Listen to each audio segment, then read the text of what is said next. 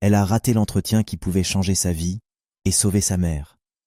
Parce qu'elle s'est arrêtée pour aider un inconnu en train de mourir dans la rue. Ce qu'elle ne savait pas, c'est que ce geste allait la confronter à une situation qu'elle n'aurait jamais imaginée. Et ce jour-là, elle allait découvrir une vérité simple, mais que beaucoup de gens oublient quand tout devient difficile. Ce matin-là, Aïda ne dormait déjà plus quand le réveil a sonné. Elle était allongée sur son lit, les yeux ouverts, fixant le plafond abîmé de la petite chambre, pendant que ses pensées tournaient autour d'une seule chose. Cet entretien qui pouvait changer toute sa vie. Elle finit par se lever sans bruit et traversa lentement la maison. Une maison modeste composée d'une seule chambre, d'un petit salon et d'une cuisine étroite, où chaque objet racontait silencieusement les difficultés qu'elle traversait depuis des mois. Dans la chambre, sa mère était déjà réveillée. Mariama, affaiblie mais consciente, était allongée sur le lit. Depuis la mort de son mari, la vie n'avait jamais vraiment repris son cours pour elle. Un accident survenu peu de temps après l'avait laissée diminuer, incapable de travailler comme avant. Depuis ce jour, Aïda portait tout. Les charges, les soins, l'espoir. Sur l'étagère, elle prit les médicaments de sa mère et les posa soigneusement sur la table, en s'assurant qu'ils soient bien visibles. Quand Mariama vit sa fille habillée avec soin, elle esquissa un sourire rempli de fierté. « Regarde-moi, tu es prête pour aller changer ta vie aujourd'hui, » dit-elle doucement. Aïda s'approcha et s'assit près d'elle. « J'espère que ça va marcher, maman. »« Non, » corrigea Mariama calmement. « Ne dis pas « j'espère », dis « ça va marcher ». Aïda sourit légèrement, mais au fond d'elle, la pression était immense. Ce travail n'était pas juste une opportunité, c'était une nécessité. Un salaire stable voulait dire payer les 4 mois de loyer en retard, acheter correctement les médicaments et surtout, arrêter de survivre au jour le jour. Elle se leva, prit son dossier bien organisé malgré son apparence usée, puis se dirigea vers la porte, puis se tourna une dernière fois. « Je t'aime, maman. Moi aussi, ma chérie, et n'oublie jamais qui tu es, peu importe ce qui va se passer là-bas. » Aïda hocha la tête et sortit. Elle ne le savait pas encore. Mais en moins d'1 heure, elle allait devoir faire un choix qui allait tout changer. Aïda quitta la maison avec son dossier serré contre elle et marcha d'un pas rapide vers l'arrêt de bus, l'esprit entièrement concentré sur son entretien, répétant intérieurement les réponses qu'elle avait préparées depuis plusieurs jours. Le bus arriva à l'heure, ce qui était déjà une petite victoire, et elle trouva une place près de la fenêtre, laissant défiler la ville sous ses yeux sans vraiment la voir, trop absorbée par l'enjeu de ce qui l'attendait. À 8h32, elle descendit à quelques minutes du bâtiment où devait se dérouler l'entretien. Tout semblait bien se passer. Elle avait encore un peu de temps. Elle respira profondément, ajusta sa chemise, redressa légèrement ses épaules et commença à marcher en direction de l'immeuble, déterminée à faire bonne impression dès les premières secondes. Mais à mi-chemin, quelque chose attira son attention. Un homme âgé, bien habillé, se tenait à quelques mètres d'elle, appuyé contre un mur, une main pressée contre sa poitrine, le visage anormalement pâle. Il ne marchait pas, il luttait pour rester debout. Pendant une fraction de seconde, Aïda ralentit. Autour d'elle, les passants continuaient à leur chemin. Certains jetaient un regard rapide, puis détournèrent les yeux. Personne ne s'arrêtait. Elle sentit son cœur accélérer. Son regard passa de l'homme, à la route devant elle, puis à sa montre. Il lui restait peu de temps, très peu. Si elle s'arrêtait, elle risquait d'être en retard. Et ce jour-là, être en retard pouvait tout lui coûter.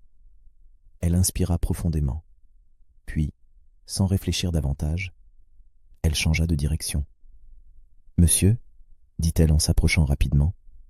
L'homme leva difficilement les yeux vers elle, visiblement désorienté, comme s'il peinait à comprendre ce qui lui arrivait. « Est-ce que ça va ?» demanda-t-elle en posant doucement sa main sur son bras. Il tenta de répondre, mais aucun mot ne sortit. Son corps vacilla, et en une seconde, tout bascula. Aïda lâcha son dossier au sol et le rattrapa juste avant qu'il ne s'effondre complètement, le soutenant de toutes ses forces avant de le faire glisser doucement contre le mur. « D'accord, d'accord, restez avec moi, » murmura-t-elle, essayant de garder son calme malgré la panique qui montait en elle. Sa respiration était irrégulière. Son visage était devenu encore plus pâle. Elle comprit immédiatement que la situation était grave. « Est-ce que quelqu'un peut appeler une ambulance ?» lança-t-elle en levant la tête vers les passants. Cette fois, quelques personnes s'arrêtèrent. Une femme sortit son téléphone. « J'appelle !» Aïda se concentra à nouveau sur l'homme. « Regardez-moi. Restez avec moi. Respirez lentement. » Elle posa une main sur sa poitrine, essayant de sentir son souffle, de comprendre ce qui se passait. « Comment vous vous appelez ?» demanda-t-elle. Il mit quelques secondes à répondre. « Kofi. »« D'accord, monsieur Kofi. Moi c'est Aïda. Je suis là. Vous n'êtes pas seul. » Il la regarda fixement, comme s'il s'accrochait à sa voix pour ne pas sombrer. Le temps semblait ralentir. Chaque seconde comptait. Mais pour Aïda, une autre réalité s'imposait doucement à elle, son entretien. Elle jeta un regard rapide à sa montre. Le temps passait. Trop vite. Elle savait exactement ce que cela signifiait. Elle savait ce qu'elle était en train de perdre. Mais malgré cela, elle ne bougea pas. Elle resta là, à soutenir cet homme qu'elle ne connaissait pas, à lui parler calmement, à l'empêcher de paniquer pendant que les minutes s'écoulaient une à une. Quelques instants plus tard, la sirène de l'ambulance se fit entendre au loin. Un soulagement discret traversa son visage. Les secours arrivèrent rapidement et prirent la situation en main avec efficacité. Alors qu'ils installaient l'homme sur la civière, celui-ci attrapa faiblement la main d'Aïda. « Ton nom ?» demanda-t-il d'une voix faible. « Aïda Brou. » Il la regarda intensément, comme s'il voulait graver ce nom dans sa mémoire. « Je n'oublierai pas. » Les portes de l'ambulance se refermèrent, et en quelques secondes, tout redevint normal autour d'elle, comme si rien ne s'était passé. Aïda resta immobile un instant, puis elle regarda sa montre. 9h10. Son cœur se serra. Elle ramassa son dossier au sol, l'épousseta rapidement et se mit à courir. Aïda courait sans s'arrêter, son dossier serré contre elle, le souffle court, les chaussures frappant le sol à un rythme irrégulier, alors qu'elle fixait le grand immeuble devant elle comme si toute sa vie s'y trouvait.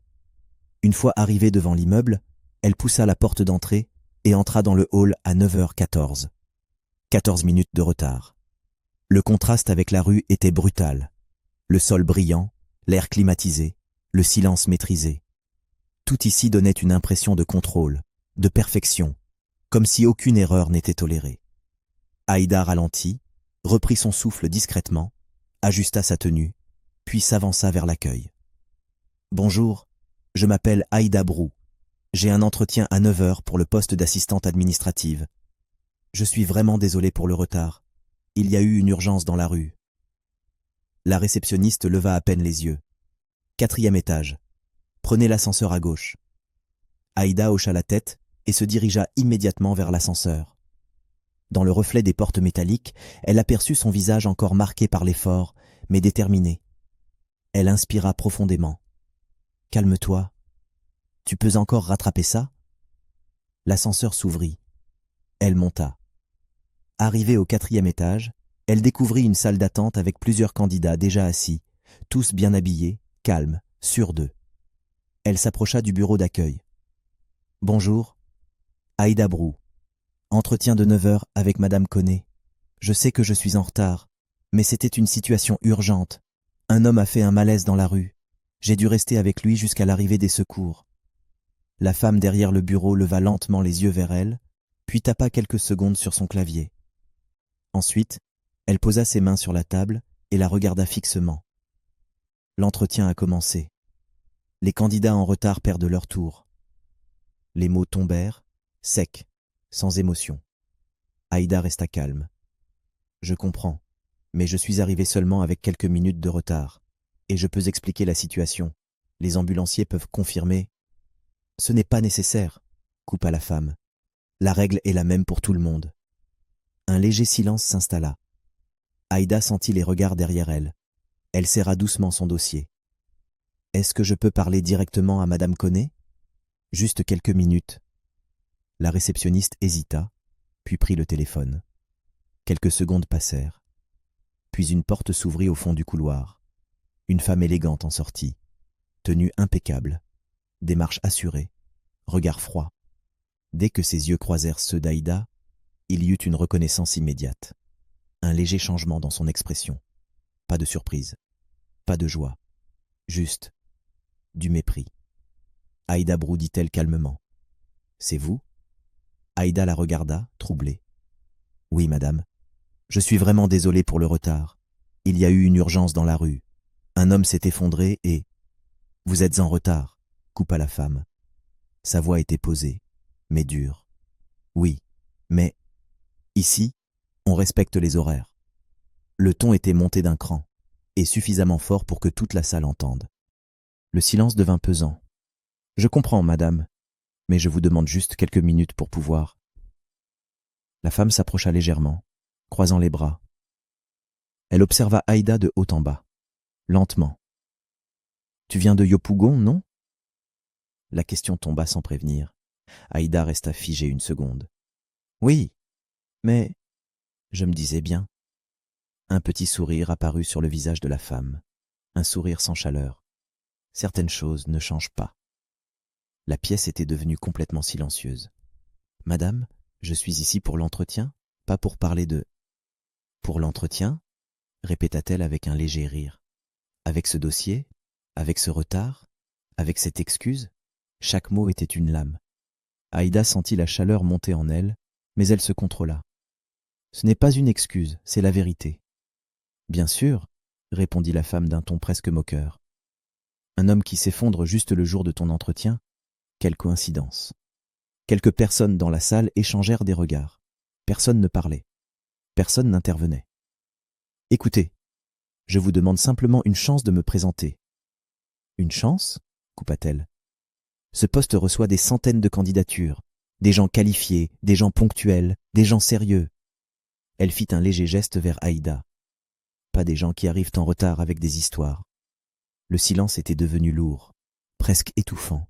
Aïda regarda autour d'elle. Les regards fuyaient. Personne ne voulait être associé à la scène. Alors elle comprit. Ce n'était plus une question de retard. C'était déjà décidé. Elle releva doucement la tête. Son regard devint calme. « Merci pour votre temps, madame. » La femme ne répondit pas. Aïda tourna les talons. Elle marcha lentement vers l'ascenseur, le dos droit, son dossier serré contre elle, sans se presser, sans se retourner. Mais à l'intérieur, tout s'effondrait. Et pour la première fois depuis le matin, elle se sentit complètement vidée. Quand les portes de l'ascenseur se refermèrent, Aïda resta immobile quelques secondes, les yeux fixés sur son reflet déformé dans le métal. Elle ne pleurait pas. Elle descendit lentement, sans bouger, sans penser, comme si son corps faisait le trajet tout seul pendant que son esprit restait bloqué là-haut, dans cette salle où on venait de lui fermer la porte, sans même lui laisser une chance. Quand l'ascenseur s'ouvrit au rez-de-chaussée, elle sortit, traversa le hall en silence, puis franchit la porte du bâtiment. Dehors, la ville continuait comme si rien ne s'était passé. Les voitures circulaient, les gens marchaient, les vendeurs criaient. Tout était normal, sauf elle. Elle s'arrêta un instant sur le trottoir, le même trottoir où, quelques minutes plus tôt, elle tenait un homme entre ses bras pour l'empêcher de s'effondrer. Elle regarda autour d'elle. Il n'y avait plus aucune trace de ce moment, pas de foule, pas d'ambulance, rien. Comme si ce choix, ce sacrifice, n'avait jamais existé.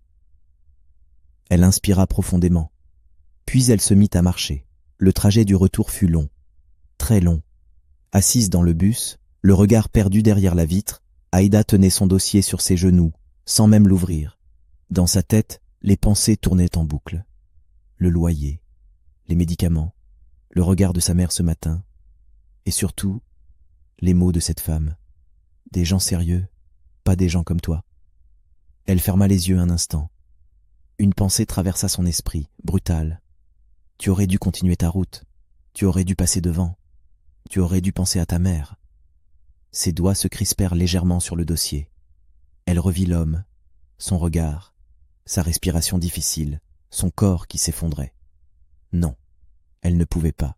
Même si elle avait su ce qui allait arriver, elle aurait fait la même chose. Le bus s'arrêta. Elle descendit. Elle marcha lentement jusqu'à la maison. En bas de l'immeuble, le propriétaire était là, comme d'habitude, appuyé contre le mur. Il leva les yeux vers elle. « Aïda, le loyer, il faut vraiment qu'on en parle. » Elle s'arrêta. Elle n'avait pas la force. « Donnez-nous encore un peu de temps, s'il vous plaît. Je vais gérer ça, » répondit-elle calmement. Il la regarda quelques secondes, puis hocha la tête sans insister. Elle monta les escaliers. Chaque marche semblait plus lourde que la précédente. Arrivée devant la porte, elle prit une inspiration, puis entra. Sa mère était assise dans le salon habillée, comme si elle attendait. Dès qu'elle vit Aïda, elle comprit. Aucun mot n'avait encore été prononcé, mais elle comprit. « Viens, dit-elle doucement. » Aïda posa son dossier, s'approcha et s'assit en face d'elle. Un court silence s'installa, puis sa mère parla. « Aïda, raconte-moi. » Et Aïda raconta. Tout, l'homme dans la rue, le retard, la réception, la femme, les paroles, le regard des autres. Elle parla sans s'arrêter, sans embellir, sans cacher. Quand elle termina, le silence revint. Sa mère resta calme, très calme. Puis elle posa doucement sa main sur celle d'Aïda. « Tu l'as aidée ?»« Oui. » Un court silence. « Est-ce que tu regrettes ?» Aïda hésita une seconde. Ses doigts se resserrèrent légèrement. « Non, pas vraiment, dit-elle doucement. Puis elle baissa les yeux. « Mais je me dis peut-être que, si je ne m'étais pas arrêtée, peut-être que j'aurais réussi cet entretien. » Sa voix était plus basse maintenant, plus fragile. « Alors tu n'as rien perdu ?» Aïda la regarda, troublée. « Maman, on a 4 mois de loyer en retard. Tes médicaments, Écoute-moi bien, ma princesse. » Sa voix était douce mais ferme. « Ce que cette femme a fait aujourd'hui, ça parle d'elle, pas de toi. » Un silence. « Tu as fait ce qui est juste. Et ça ne se perd jamais. » Aïda baissa légèrement les yeux. Elle voulait y croire, mais la réalité était là. « On a 9 jours, » murmura-t-elle. « On trouvera une solution, » répondit sa mère. « Comment ?» Pour la première fois, la question sortit sans filtre. Sa mère la regarda longuement. « Je ne sais pas encore. » Puis elle ajouta calmement. « Mais on va trouver. » Un silence plus doux s'installa. Sa mère se leva lentement et posa un bol devant elle. « Mange d'abord. » Aïda prit la cuillère. Elle mangea en silence. Parce que parfois, quand tout s'écroule, la seule chose qu'on peut faire, c'est continuer. Quelques minutes plus tard, elle ouvrit son ordinateur. Et elle recommença. Encore. Chercher, postuler, espérer. Mais au fond d'elle, une chose avait changé. Elle n'attendait plus rien de cette journée. Elle pensait que tout était déjà fini. Elle ne savait pas encore que l'histoire venait à peine de commencer. Pendant qu'Aïda, chez elle, essayait de reprendre le cours normal de sa journée, quelqu'un ailleurs dans la ville pensait à elle. Allongé dans une chambre d'hôpital privé, Monsieur Kofi fixait le plafond, immobile, les mains posées sur le drap, pendant que les machines autour de lui émettaient un léger bruit régulier. Les médecins avaient été clairs. Ce qu'il avait fait ce matin-là n'était pas un simple malaise. C'était un avertissement sérieux. Son cœur avait failli lâcher. Et sans intervention rapide, il ne serait probablement pas là à cet instant. Mais ce qui occupait réellement son esprit, ce n'était pas son état de santé. C'était elle, la jeune femme, celle qui s'était arrêtée. Il revoyait la scène avec une précision troublante. La foule qui passait sans s'arrêter, les regards rapides, l'indifférence. Et puis, elle, sans hésiter, sans calcul, sans même savoir qui il était. Elle avait posé sa main sur son bras, elle l'avait soutenu, elle était restée. « Aïda » murmura-t-il doucement, comme pour vérifier que le nom était réel. La porte s'ouvrit. Un homme entra, bien habillé, posture droite, regard attentif. « Monsieur, comment vous vous sentez ?»« Vivant » répondit calmement Kofi. « Et ça, je le dois à quelqu'un. » L'homme s'approcha. « Vous voulez que j'appelle quelqu'un de la famille ?»« Non. » Un court silence. Puis Kofi tourna légèrement la tête vers lui. « Je veux que tu retrouves une personne. L'homme s'arrêta, attentif. D'accord. Qui? Kofi réfléchit une seconde. Une jeune femme. Elle m'a aidé ce matin, dans la rue, sur l'avenue près de nos bureaux. Un court silence. Elle était sur le trottoir, juste avant que je tombe.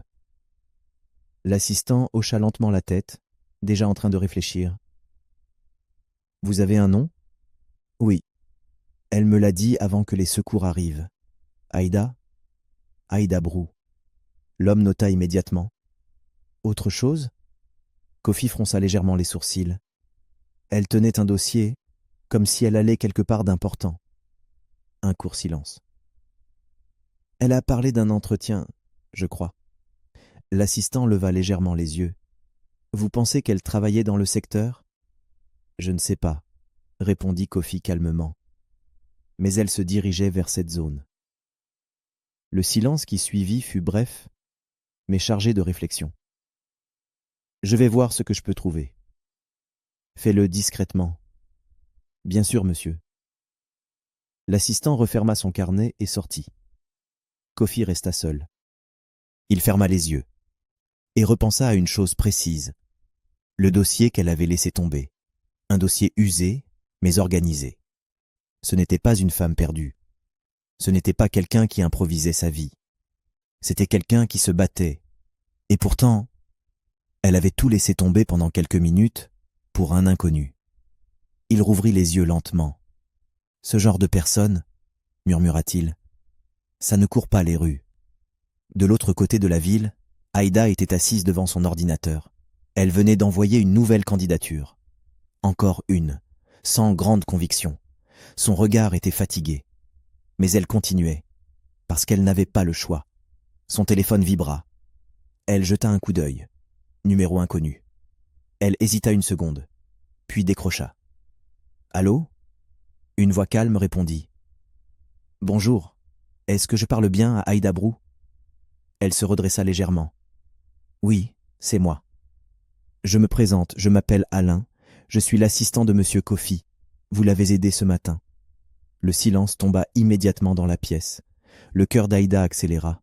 « Oui, comment il va ?»« Il va beaucoup mieux. Et il vous remercie. » Un court silence. Puis la voix reprit.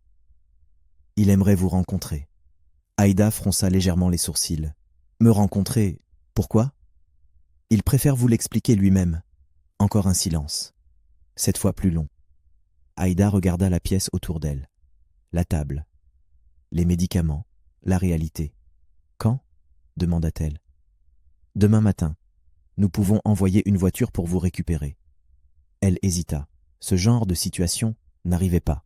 Pas à elle. « D'accord, » répondit-elle finalement. « Parfait. Vous recevrez les détails par message. » L'appel se termina. Aïda resta immobile. Le téléphone encore à la main. Elle ne savait pas quoi penser. Ce n'était pas un entretien. Ce n'était pas une promesse. Ce n'était rien de concret. Mais c'était quelque chose. Sa mère sortait de la chambre à ce moment-là, s'assit sur le canapé et parla doucement. Qui c'était? Aïda posa le téléphone. Un monsieur. Il dit que l'homme que j'ai aidé va mieux. Il veut me rencontrer. Tu sais qui c'est? Aïda secoua légèrement la tête. Non, je ne sais même pas qui c'était vraiment. Sa mère hocha lentement la tête, réfléchissant quelques secondes. Puis elle dit calmement. Peut-être qu'il veut simplement te remercier. Tu peux y aller, ajouta sa mère doucement. Mais reste prudente. Aïda acquiesça. D'accord, maman. Et pour la première fois depuis le matin, une petite incertitude venait de remplacer le vide. Elle ne savait pas encore si c'était une bonne ou une mauvaise nouvelle. Mais une chose était sûre. Ce qu'elle avait fait ce matin-là n'était pas terminé. Le lendemain matin, Aïda était déjà prête bien avant l'heure. Sa tenue était simple, propre, soigneusement repassée comme la veille, mais cette fois, son état d'esprit était différent. Elle ne savait pas à quoi s'attendre. Ce n'était pas un entretien. Ce n'était pas une opportunité clairement définie. C'était juste une invitation. Et dans sa situation, chaque chose inconnue pouvait être une chance ou une perte de temps. À 9h15 précise, une voiture s'arrêta devant la maison. Le chauffeur descendit et ouvrit la portière avec respect, Aïda jeta un dernier regard vers sa mère. « Je reviens vite. Va tranquillement, » répondit Mariama avec douceur. Elle monta dans la voiture. Pendant le trajet, elle regarda la ville défiler sous ses yeux, exactement comme la veille, sauf que cette fois, elle ne courait pas. Elle était silencieuse, observatrice, presque méfiante. Quelques minutes plus tard, la voiture s'arrêta devant le même immeuble, celui où, la veille, elle avait été humiliée. Elle descendit lentement. Son regard se posa instinctivement sur l'entrée. Pendant une seconde, elle hésita. Les souvenirs étaient encore frais. Le regard de cette femme, ses paroles, le silence des autres. Puis elle inspira profondément et entra. Mais cette fois, elle n'eut pas le temps d'avancer jusqu'à l'accueil. Un homme s'approcha immédiatement d'elle. « Mademoiselle Aïda ?»« Oui, je suis Alain. Nous avons parlé hier. » Il lui tendit la main avec un sourire professionnel mais sincère. « Suivez-moi, s'il vous plaît. » Elle hocha la tête. Ils ne prirent pas l'ascenseur de gauche. Ils se dirigèrent vers un autre ascenseur, plus discret. Aïda remarqua immédiatement la différence. Tout était plus calme, plus silencieux, plus important. Ils montèrent, en silence. Arrivée à l'étage, elle découvrit un environnement totalement différent de celui de la veille. Moins de passages, moins de bruit, des bureaux fermés, une ambiance plus posée, presque privée. Alain s'arrêta devant une porte. Il frappa légèrement. « Entrez !» répondit une voix calme de l'intérieur. Il ouvrit la porte et s'effaça. « Vous pouvez y aller. » Aïda entra. Et dès qu'elle posa les yeux sur l'homme dans la pièce, elle le reconnut immédiatement. Monsieur Kofi, debout près de la fenêtre. En bonne santé, calme, présent. Rien à voir avec l'homme affaibli qu'elle avait tenu la veille. Leurs regards se croisèrent. Un léger silence s'installa. Puis il parla. « Vous avez l'air différente quand vous ne sauvez pas des vies. » Aïda esquissa un léger sourire. « Et vous avez l'air beaucoup mieux quand vous ne vous effondrez pas dans la rue. » Il hocha lentement la tête. C'est vrai, il lui fit signe de s'asseoir. Elle s'installa, lui aussi, face à face, sans barrière, sans bureau entre eux. « Je voulais vous remercier, dit-il simplement. » C'était normal. « Non, répondit-il calmement. Ce n'était pas normal. Un silence. Quand je vous ai vu dans cet état, je ne pouvais pas passer mon chemin. Même si j'étais en retard, je n'ai fait que ce qui était nécessaire à ce moment-là. » Il la regarda avec plus d'attention. « Vous pensez que c'était simplement nécessaire ?» Sa voix était calme, mais plus profonde. « Vous m'avez sauvé la vie. » Aïda baissa légèrement les yeux. « N'importe qui l'aurait fait. » Il secoua doucement la tête. « Non. Beaucoup de gens étaient là, et personne ne s'est arrêté. » Il la fixa. « Vous, vous êtes resté. » Aïda releva les yeux, sans répondre immédiatement. Il s'appuya légèrement dans son fauteuil. « Vous étiez en retard pour quelque chose d'important. » Elle releva les yeux. « Oui. Un entretien ici. » Elle hocha la tête. « Je suis arrivé trop tard. » Un court silence s'installa. Puis il continua. « J'ai demandé à vérifier. » Le cœur d'Aïda se serra légèrement. « J'ai vu ce qui s'est passé ?» Le silence devint plus lourd. Aïda resta calme. « Ce qui s'est passé hier ne reflète pas ce que cette entreprise est censée être. » Il marqua une pause. « Et ce n'est pas quelque chose que je vais ignorer. » Aïda le regarda attentivement. Le silence qui suivit ses paroles n'était pas un vide. C'était une attente. Aïda le regardait, sans bouger, sans parler. Mais intérieurement, elle sentait que quelque chose d'important était sur le point d'être dit. Monsieur Kofi se pencha légèrement en avant, les mains posées sur ses genoux. Il la regarda quelques secondes, comme s'il choisissait ses mots. « Il y a une chose que vous ne savez pas encore. » Un léger silence suivit. « Cette entreprise, » il marqua une pause, « c'est la mienne. » Aïda resta immobile. Elle mit un instant à comprendre. « Vous êtes le propriétaire ?» Le silence devint plus lourd. « Oui. Et l'homme que vous avez aidé hier matin ?» Il la regarda droit dans les yeux. « C'était moi. » Aïda baissa légèrement les yeux, troublée. Je ne savais pas. Justement, répondit-il calmement. Un court silence. Puis il reprit, d'une voix plus posée. Dans ce genre de moment, on ne joue pas un rôle. On ne réfléchit pas à ce qu'on peut gagner. Il la regarda avec attention. On agit ou on passe. Aïda resta silencieuse. Et ce que j'ai vu hier, ce n'est pas quelque chose qu'on trouve facilement. Il marqua une pause. Des gens compétents, il y en a beaucoup. Des gens fiables, il y en a déjà moins. Un silence. Mais quelqu'un qui pense aux autres, même quand ça lui coûte, il secoua légèrement la tête. Ça devient rare. Aïda releva doucement les yeux. Et c'est pour ça que je vous ai fait venir. Un court silence. Parce que ce que vous avez fait, ça compte plus que ce que vous auriez pu dire dans un entretien. Il marqua une pause, puis ajouta simplement « Si vous le voulez, je souhaite que vous travailliez ici. » Le cœur d'Aïda accéléra légèrement. « Je ne vous promets pas que ce sera facile, » continua-t-il calmement. « Mais je sais que vous avez quelque chose que je ne peux pas former chez quelqu'un. Et j'ai besoin de ce genre de personnes autour de moi. » Aïda inspira doucement. Puis elle répondit, sans hésiter, les larmes presque aux yeux. « Oui, monsieur, je veux travailler. » Un court silence suivit. Monsieur Coffey se pencha légèrement en avant. « J'ai rencontré beaucoup de personnes dans ma vie, » dit-il calmement.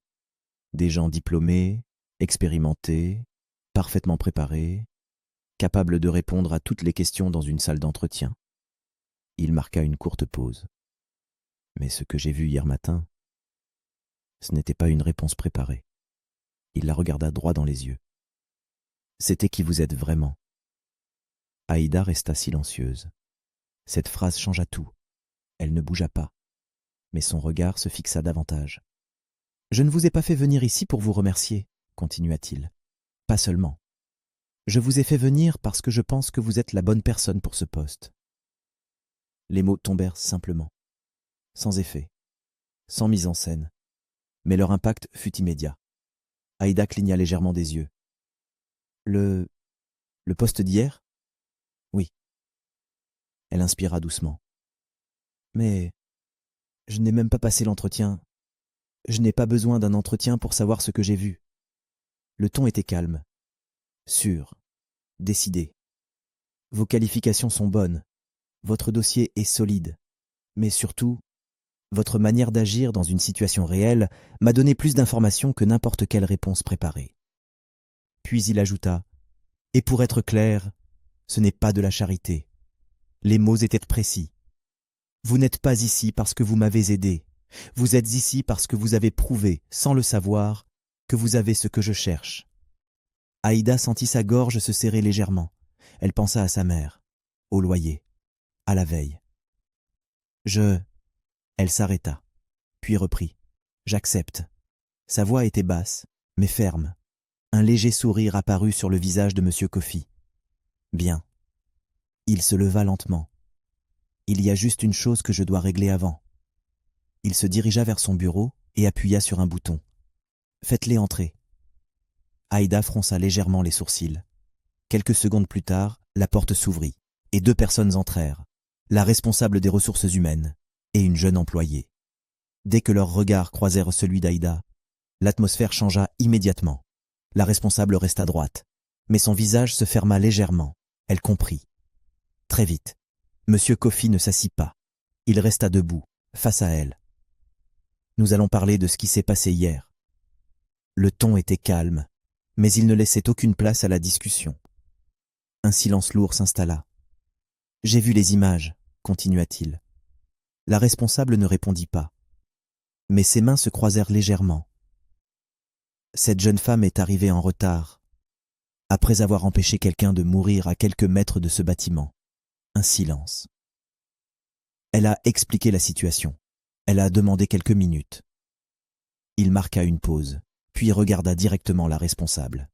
« Et vous avez choisi de l'humilier. » Les mots étaient posés, mais tranchants. La jeune employée baissa les yeux. La responsable, elle, tenta de garder son calme. « Monsieur, il y a des règles, et Ces règles, je les ai écrites. Le silence tomba immédiatement. Et elles n'ont jamais été faites pour servir d'excuse à ce genre de comportement. Aïda observait la scène, silencieuse. Ce que j'ai vu hier n'était pas du professionnalisme, un temps. C'était un abus. La responsable ne répondit plus. Elle savait. À partir d'aujourd'hui, dit-il calmement, nous allons faire les choses autrement. Le silence tomba dans la pièce. La responsable RH le regarda, tendu. Hier, vous avez appliqué les règles, continua-t-il. Et sur le papier, vous n'aviez pas tort. Un court silence. Mais diriger des personnes, ce n'est pas seulement appliquer des règles. Il marqua une pause.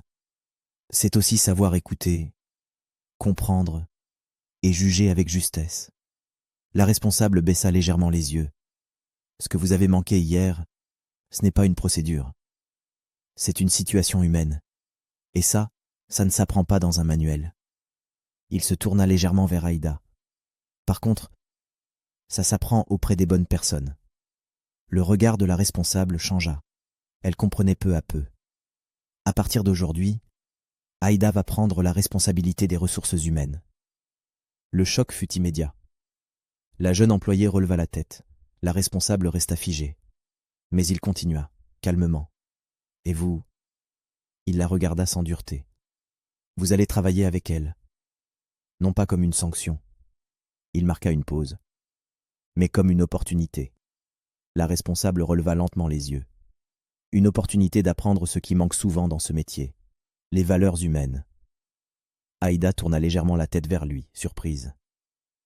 Elle a montré hier ce que signifie écouter, agir et respecter la vie, même quand ce n'est pas avantageux. Il ajouta simplement « Et c'est exactement ce que je veux voir dans ce service. » La responsable prit une légère inspiration. Elle regarda Aïda. Son regard n'avait plus rien à voir avec celui de la veille. « J'ai compris, monsieur, » murmura-t-elle. Kofi hocha doucement la tête.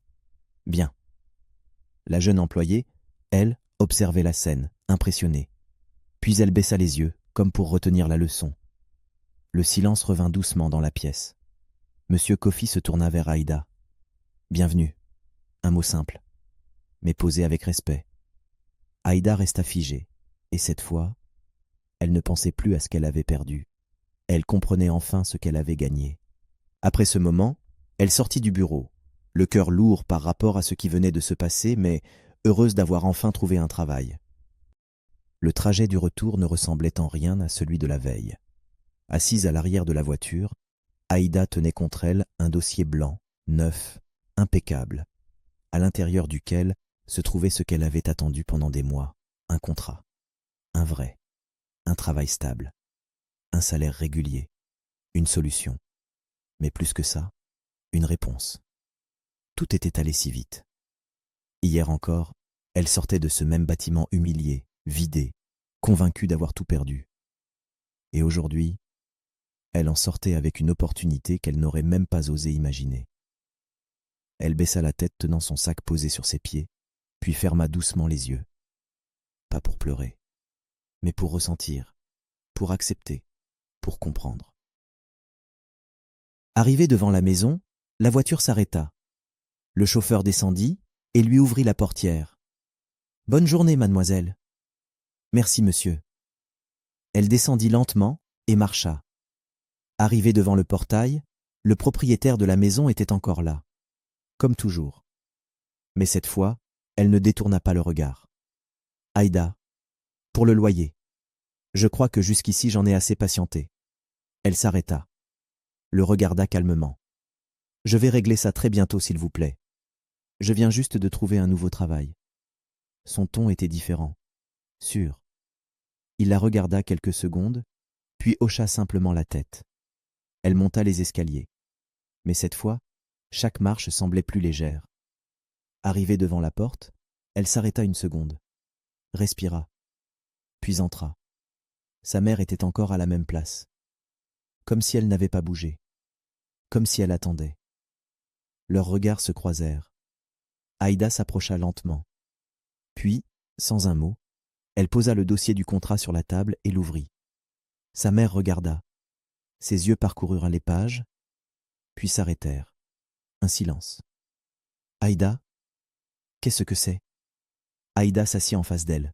« Maman, l'homme que j'ai aidé hier, en arrivant là-bas, j'ai découvert que c'était le patron de l'entreprise où je devais passer mon entretien. » Sa mère resta figée. « Le patron ? » ?»« Oui, » dit-elle doucement. Un court silence.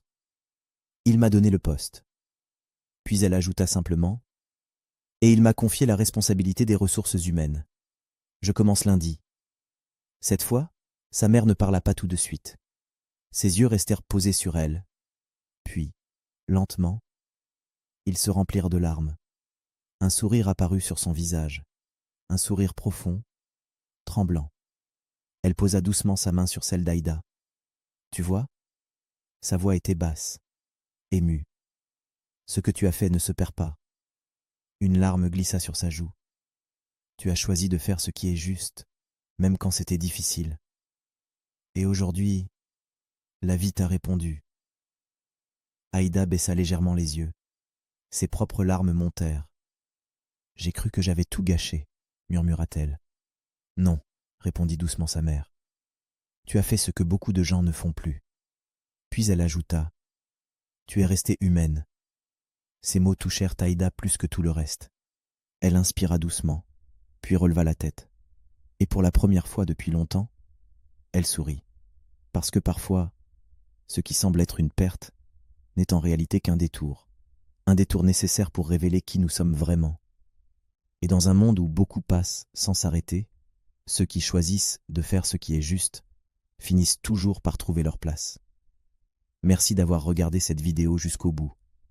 Si cette histoire vous a touché, laissez un pouce bleu, abonnez-vous à HD Story et surtout, partagez cette vidéo avec quelqu'un qui a besoin de se rappeler que faire le bon choix ne fait jamais perdre. Prenez soin de vous et à très bientôt pour une nouvelle histoire.